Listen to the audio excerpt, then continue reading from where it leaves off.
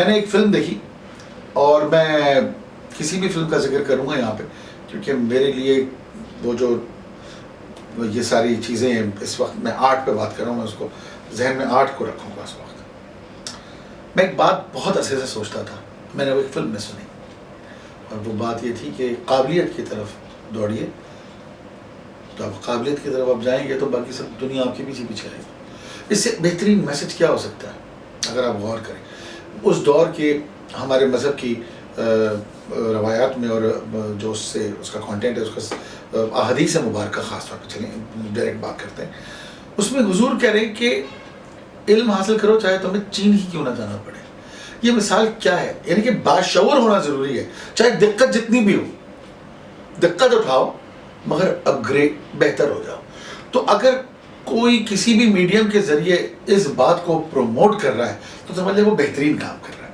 تو ایسی بہت سی فلمیں، کچھ انگریزی فلمیں ایسی ہیں جنہوں نے طبق لوگوں کی روشن کر دی، اور وہ میں سلام کرتا ہوں ہمارے انڈسٹری کے، میری فرٹرنیٹی کے لوگوں کو، چاہے وہ کسی بھی ملک سے ہوں، جنہوں نے پیرلل یونیورسز کے بارے میں ہمیں آشنائی دی. اور آج کل چھوٹے چھوٹے بچے بات کر رہے ہیں ٹائمز اینڈ اسپیس کے بارے میں، مادے کے بارے میں. E=mc² صرف کتاب تک محدود نہیں رہا بلکہ وہ زندگی میں بروئے کار جس طرح آنا تھا وہ آنے لگا. 6-8 سال کا بچہ بھی بات کر سکتا ہے اس سارے ٹاپکس پہ اور سوشل ہر چیز پر بیسیکلی. تو ایک اور فلم کا ذکر کروں گا یہاں پہ جس میں میں ایکچولی پڑوسی ملکی فلموں کا حوالہ بھی دے رہا ہوں اور بیرونی فلموں کا بھی، جیسے ہالی ووڈ کی. تو میں کسی کا نام نہیں لے رہا مگر میرے جملوں سے آپ سمجھ جائیں گے.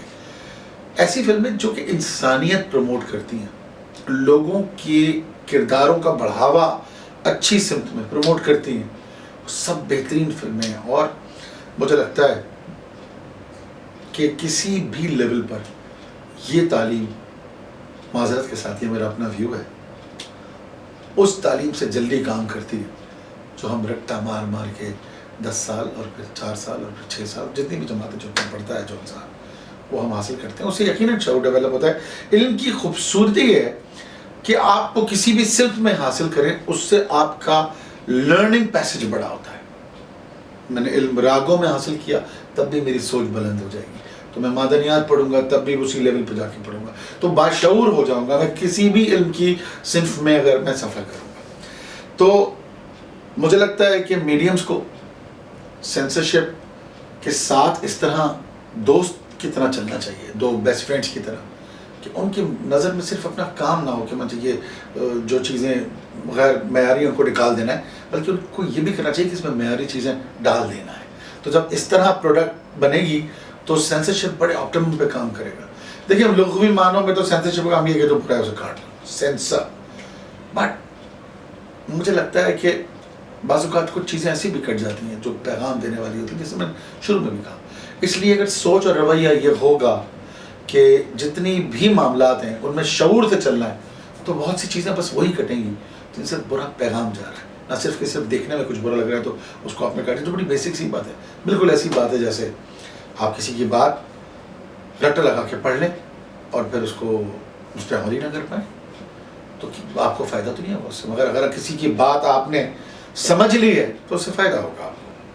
اور اسی طرح بہت ساری دیگر تعلیمات، اور بلکہ بیسک تعلیم ہماری جو کتاب ہے مبارک ہے قرآن پاک، اس کو بھی سمجھ کے پڑھنا ہے تو فائدہ ہوگا.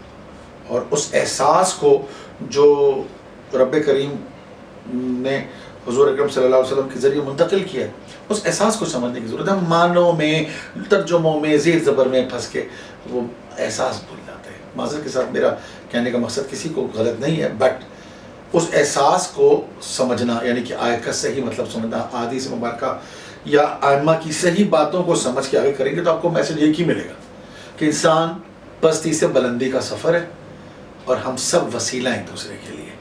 تو if we become a better وسیلہ for everyone تو تبھی ہمارے ہونے کا حق ادا ہوگا.